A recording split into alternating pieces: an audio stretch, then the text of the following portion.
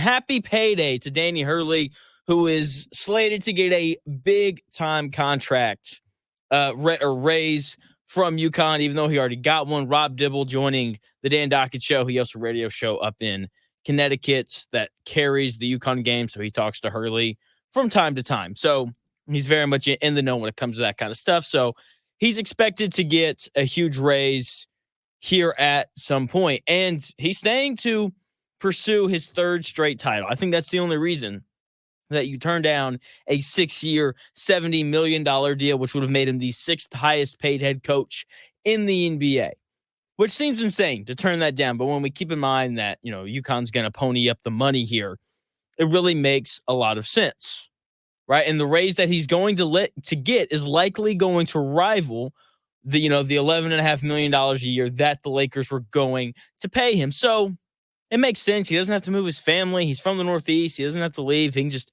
hang out in the same spot. But here's the thing. Danny Hurley's going to make the leap to the NBA at some point. I'd be surprised if he spent his entire career in college. He has said before that he has a desire to eventually coach the New York Knicks. That, to me, means that he's interested in coaching in the NBA. And I think that most college coaches would want to coach in the NBA.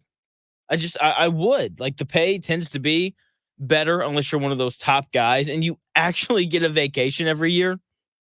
Okay, the Washington State head coach, after 30 years in college basketball, is leaving to become an assistant coach, not even the head coach. He's leaving to become an assistant coach for Phoenix. And I think because coaching in college, whether it's football, basketball, baseball, soccer, just whatever it is, it's hard. It's a lot. You're recruiting year round, and it's just a real pain. So the NBA does offer things that college basketball doesn't. It's also the best league in the world. All of these coaches are highly competitive. Okay, what competitor doesn't want to say that they once competed at the highest level in the world? Okay, these coaches have egos, and most coaches want to compete at the highest level. They just do, right? Danny Hurley is intense and competitive. He's as competitive a guy as you'll find in college basketball. At some point, he's going to leave for the NBA, but he doesn't need to leave for the Lakers job. The Lakers job, it's a good job. It'll always be a good job because it's the Los Angeles Lakers. Okay, the Lakers, that franchise attracts more stars, whether it's via free agency or it's through, somebody saying, I want to be traded to the Los Angeles Lakers. They just attract stars more than any other team. They do. But the current state of the Lakers makes it not a great job. It's not a great job. Okay, UConn currently is a great job. Danny Hurley has come in and he's built that program into what he wants it to be, and that is hard to walk away from. Okay, you put in all this time, over, I guess he's been there for 4 or 5 years now, over the past 4 or 5 years, and things are finally rolling. The machine is finally clicking. And I don't think that he wants to leave that. And I think that he's doing the right thing and staying, even though one day I do believe that he'll leave. And here's the other part of it. He just doesn't feel like the Lakers head coach. The Lakers head coach needs to be relaxed, a little more hip, all those types of things. I think that was Darvin Ham's issue. He seemed like he was a little too tough to be the Lakers head coach. JJ Redick, though, doesn't seem too tough to be the Lakers head coach. If Danny Hurley was to leave the college ranks to go coach in the NBA, he feels like he'd be the head coach of the Pistons, the Knicks, the Celtics, even the Grizzlies, right? Like, those are 4 franchises with a thorough history of toughness. And that's where Hurley needs to be. He needs to be at a franchise that embodies part of who Danny Hurley is, and that is extremely tough. He doesn't need to be at a flashy franchise like the Los Angeles Lakers. It's just not a good fit. And so I think he's doing the right thing and staying at UConn. And it's easy to turn down a good job like the Lakers job is. It's easy to turn down a good job when you have a great one, when you're at a blue blood, when you're very well established and you know that raise is incoming. It's even easier to turn down a good job to stay at a great one when you have a good chance at three-peating in a sport where a three-peat hasn't happened since UCLA won 7 in a row, finishing in 1973. Okay? Seven in a row. That's nuts. He has a chance to not only make history at UConn, which he's already done winning back-to-back national titles, but if he wins 3 in a row, which is a real possibility, and we're going to get into why here in a minute. If he wins 3 in a row, he won't be one of the greatest coaches ever, which he's kind of already on that, he's heading in that direction. If he wins a third straight title, he will immediately be considered one of the best coaches ever, but he will also be immortal in the world of college basketball because he three-peated for the first time since 1973. He's going to do something that hasn't been done since John Wooden. And when you're mentioned in the same name as Coach Wooden, you are an immortal in the world of college basketball. And it's hard to turn that opportunity down. Okay, Hurley didn't take the Lakers job because it was in LA. He didn't take the Lakers job because he didn't think it was a good fit. Hurley didn't take the job because he's loaded at UConn with the chance to win 3 straight titles. Okay, and being great and being immortal are two different things.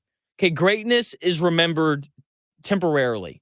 Like Charles Barkley was a great player. He wasn't immortal like Michael Jordan. Right? That's just kind of the way it works. Ken Griffey Jr. was a great player, but he's not immortal like Derek Jeter. Immortality lasts forever. Okay, greatness is Michael Jordan's first three-peat.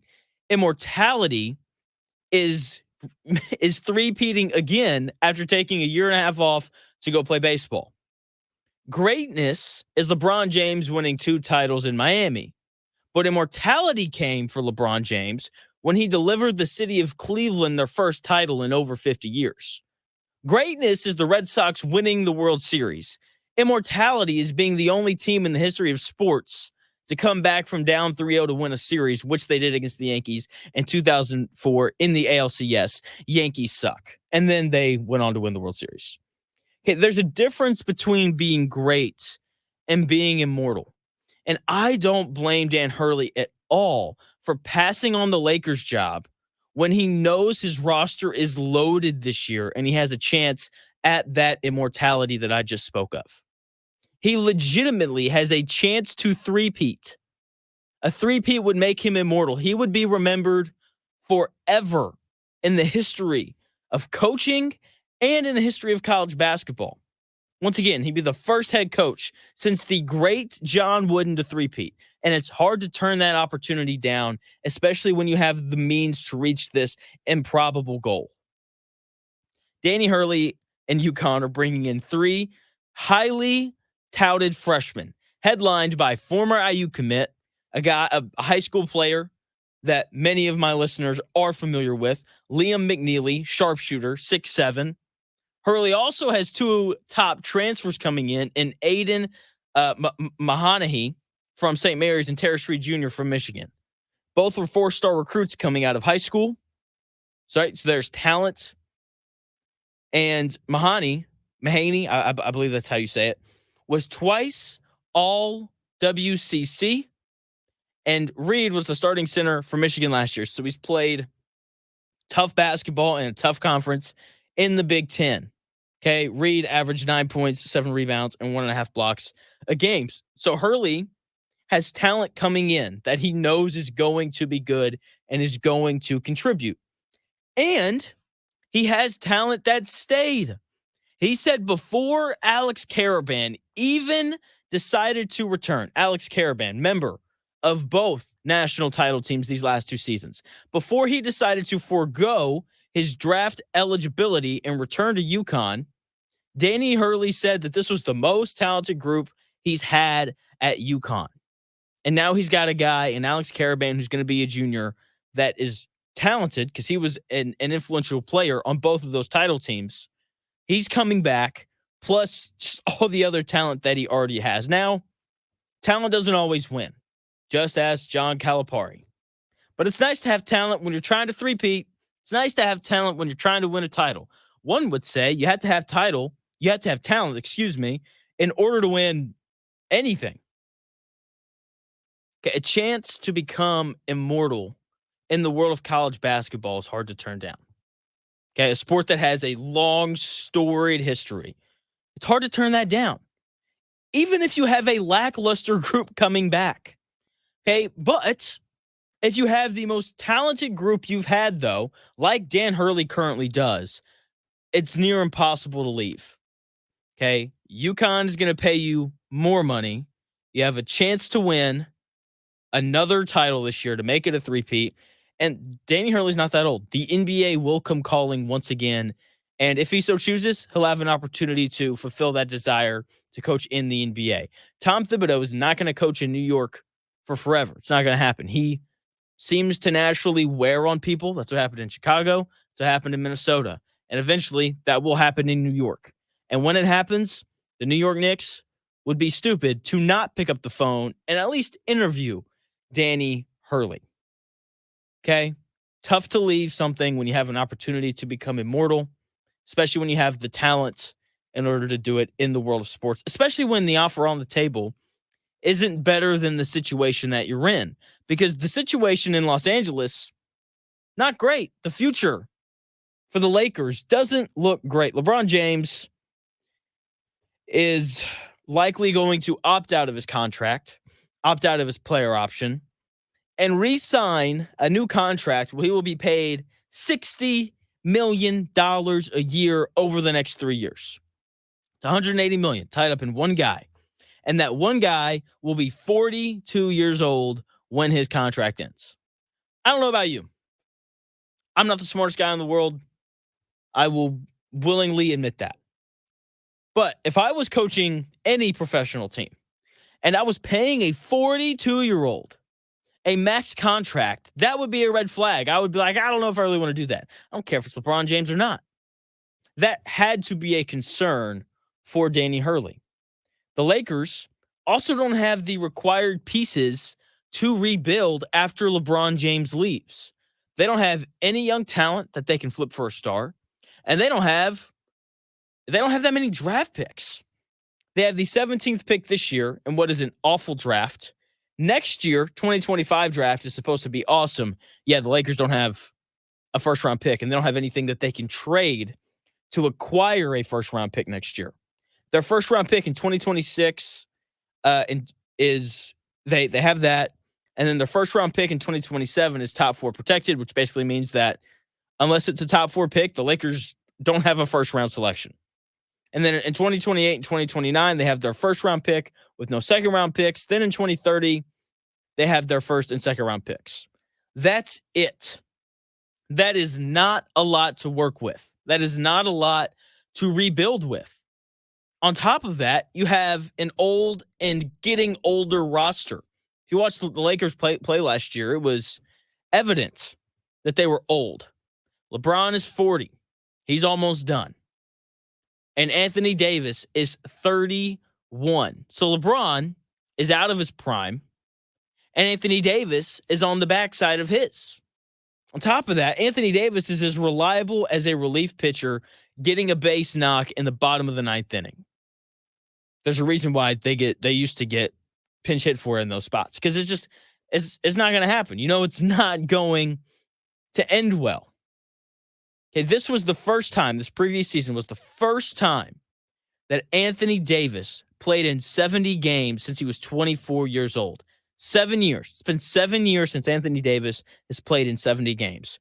Why would Danny Hurley leave the powerhouse that he has built to go to a franchise with two unreliable, aging stars and to a franchise that has a small amount of draft capital? Why would Danny Hurley leave that? It's also on the opposite side of the country that doesn't really fit him, does it? And I get that it's the Lakers, and the Lakers will always have a chance to hire whoever they want because they're the Los Angeles Lakers. But it's not like Danny Hurley's coaching Missouri. Okay, he's at a blue blood. He's in a state, and he's on a campus, and he's in a community that truly cares about his program. Status-wise, I don't think it's that big of a leap. Plus, if he goes to the Lakers, he's going to be the bad guy the entire time that he's there, even if he wins a title. No one likes their head coach unless you win back-to-back national championships like Danny Hurley just did. And because of that, he has earned some grace with UConn fans, where if UConn underachieves this year, they aren't going to be calling for his job. They're going to be like, we won two titles in a row. Sometimes bad years happen. I think that would be I think that is what would happen in Stillwater, Connecticut, if UConn was to underachieve this year, which I don't think is going to happen, just because Danny Hurley's a great coach. He wouldn't have that extra rope with Laker fans. Coaching is a profession where you oftentimes are not liked and you are not appreciated, and every decision that you make is questioned. That's not happening to Danny Hurley right now in Connecticut, and that has to be nice.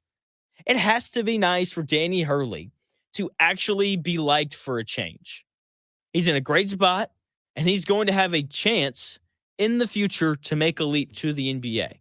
There was no need for him to abandon this awesome, uber-talented UConn roster to go to an NBA franchise that isn't in a great position to rebuild. He's doing the right thing, staying in Connecticut. Last thing here on the topic, I would just like to congratulate JJ Redick on being the new head coach of the Los Angeles Lakers.